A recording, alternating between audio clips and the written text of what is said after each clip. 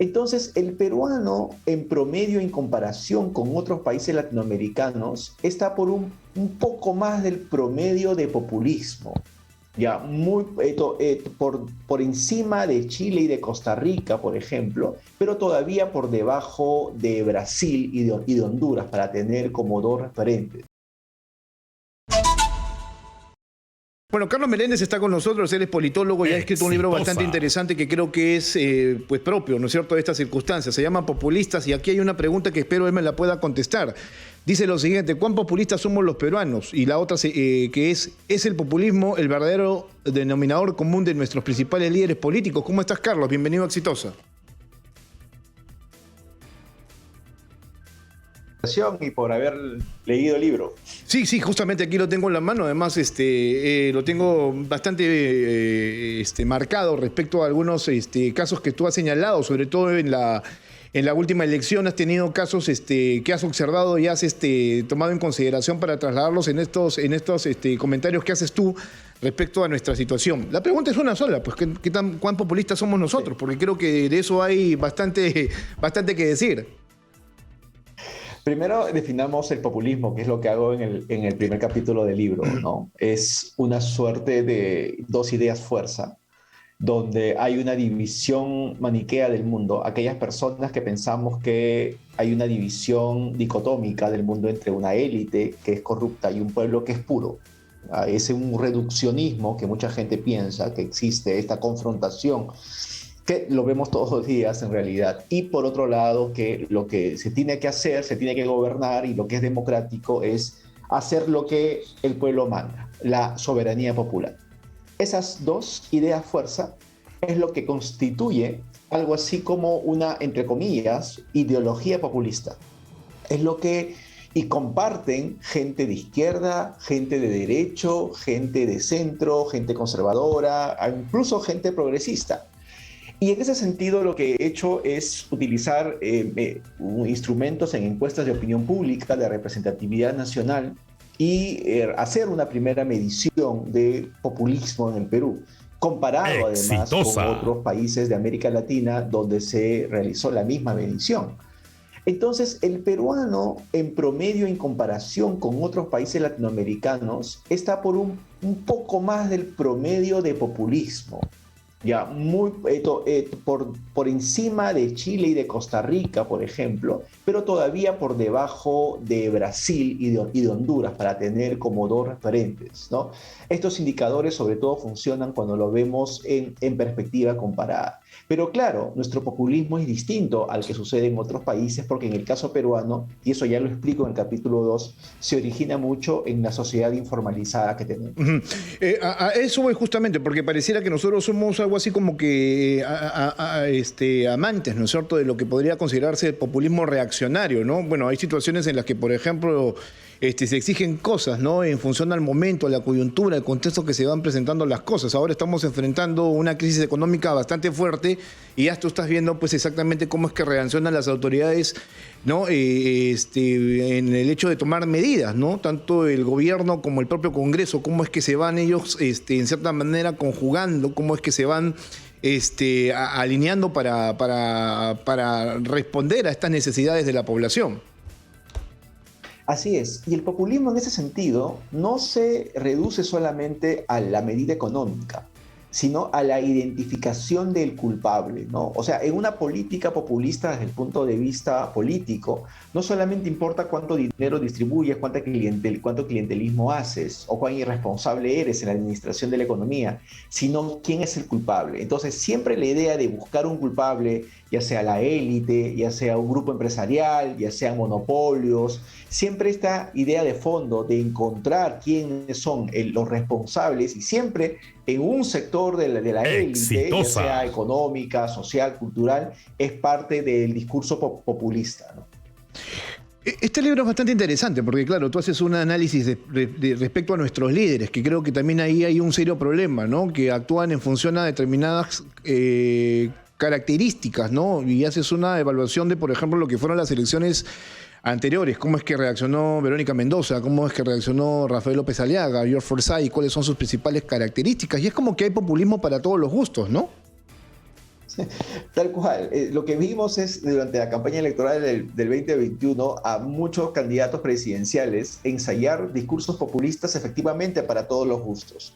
Por ejemplo, en el caso de López Aliaga, tenía un discurso donde el establishment contra el quien confrontaba, contra el quien rivalizaba, era un establishment moral, ¿no? Él vendía la idea de que la educación y los valores estaban siendo monopolizados por un sector progresista, caviar, y en ese sentido trataba de confrontar con esa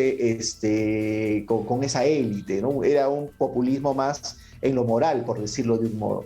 Pero, por ejemplo, George Forsyth, que uno nunca no podría prever dónde estaba su populismo, trató de construir, si recordamos, este término de la mismocracia, ¿no? Claro. La mismocracia como para poder decir que en realidad él estaba confrontando con una élite económica que eran lo mismo, élite política, que eran los mismos que estaban gobernando durante años.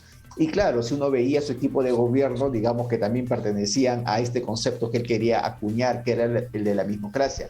Efectivamente, teníamos ensayos de discursos populistas para todos los gustos y terminó ganando el discurso populista más, por decirlo de un modo, innato de la realidad peruana. Un discurso populista silvestre, como yo llamo en el libro, que es el discurso populista rural, que es el que gana Pedro Castillo. Sí, pero claro, este es un nivel de populismo hasta un poquito, no poquito, sino bastante peligroso en diferentes aspectos, ¿no? Porque claro, o sea, lo que yo siento es que el populismo, según lo que tú nos comentas y nos esbozas en este libro, tiene básicamente una misma relación entre todos, que es ir en contra del sistema, que es ir en contra, por ejemplo, en este caso, de la formalidad que nos ha costado, ¿no es cierto?, construir en determinados sectores, ¿no es cierto?, de la vida misma, ¿no?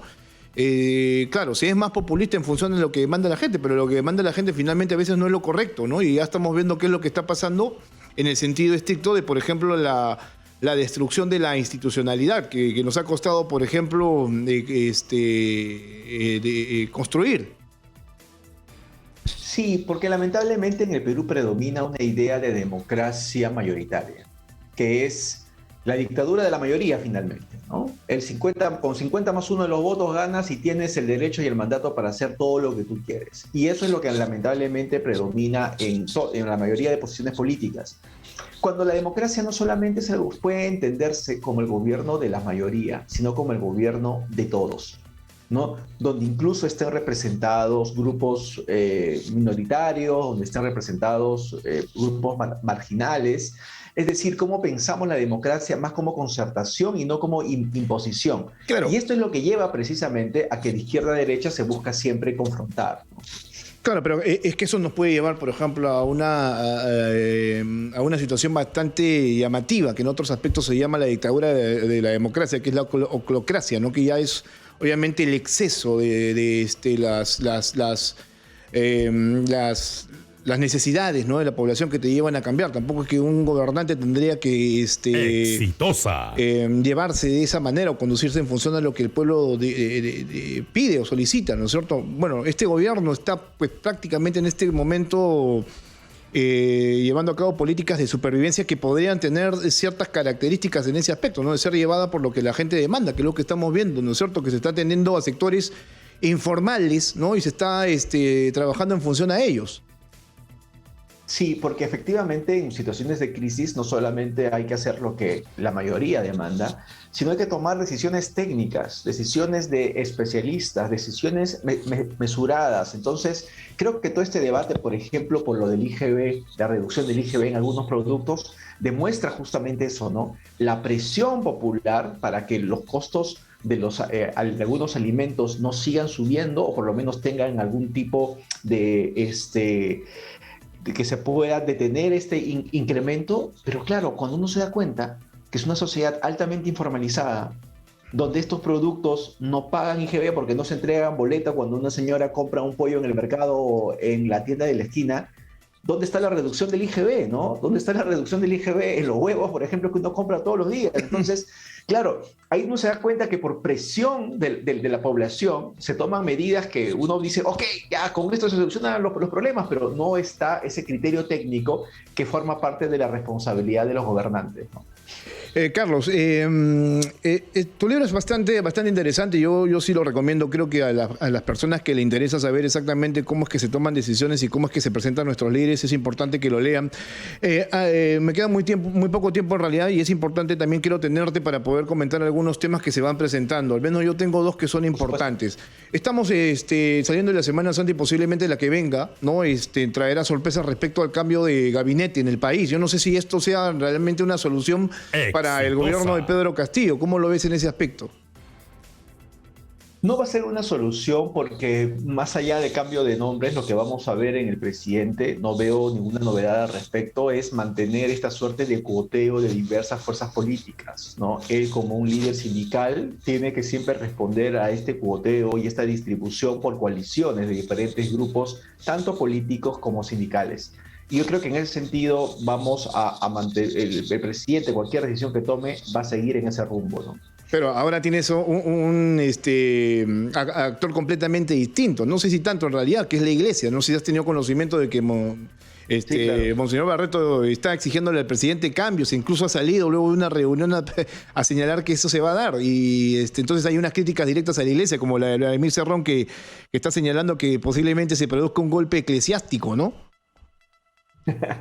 Sí, bueno, lo que va a hacer la iglesia es tratar de, a ver, Barreto es esa iglesia la que está negociando. La iglesia también es bastante plural en términos ideológicos. Barreto pertenece a una facción más progresista, ¿no?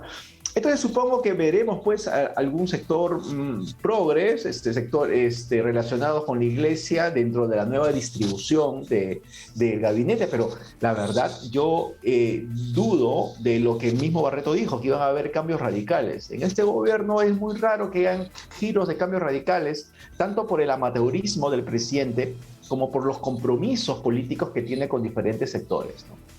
Carlos, un fuerte abrazo. Estamos conversando más adelante seguramente y gran libro el que has escrito, que es Populistas, que ya está a disposición de todos ustedes en las principales librerías del país. Un fuerte abrazo, te cuidas. Muchas gracias, Jesús. Un abrazo. Bien. Saludos a todos.